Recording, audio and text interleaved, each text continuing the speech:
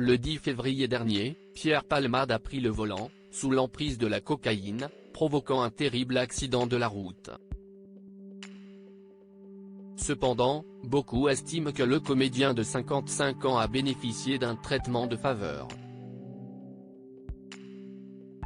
Au fil des mois, il a d'ailleurs vu son contrôle judiciaire s'alléger. Invité de l'émission chez Jordan, le 27 octobre 2023, Marc Jolivet ne s'est pas exprimé sur ce point.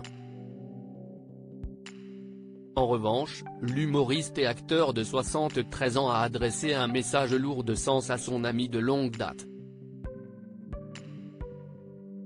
Je l'ai envoyé voir un psy depuis ce terrible accident. Pierre Palmade voit ses fidèles acolytes lui tourner le dos, un à un. Muriel Robin a notamment coupé définitivement les ponts avec lui.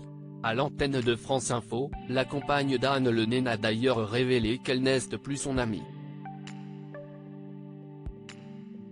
Michel Larocque semble également avoir pris ses distances avec le quinquagénaire.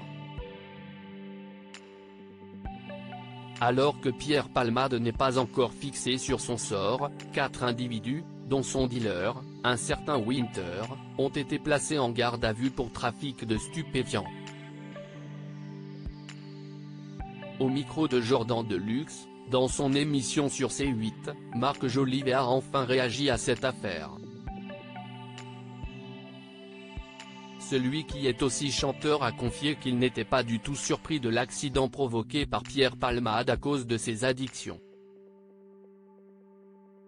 Je connais Pierrot depuis très longtemps, je l'ai envoyé voir un psy il y a 25 ans, si est dramatique, je ne parle pas des choses dramatiques, où il n'y a rien à dire. Si est un très bel artiste, si est un homme cassé. Si est une histoire abominable. Je n'ai aucun commentaire à faire là-dessus, a-t-il confié. Pierre Palmade @ Mathieu de Martignac LP. Quel avenir pour Pierre Palmade? Le mystère reste entier quant à l'avenir de l'humoriste. L'issue de son procès, qui aura lieu au printemps 2024, sera peut-être un début de réponse. L'acolyte de Jean-Marie Bigard ne s'est cependant pas exprimé publiquement depuis le début de cette affaire.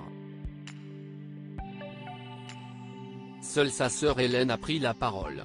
Selon Marc Jolivet, son ami devrait rectifier le tir.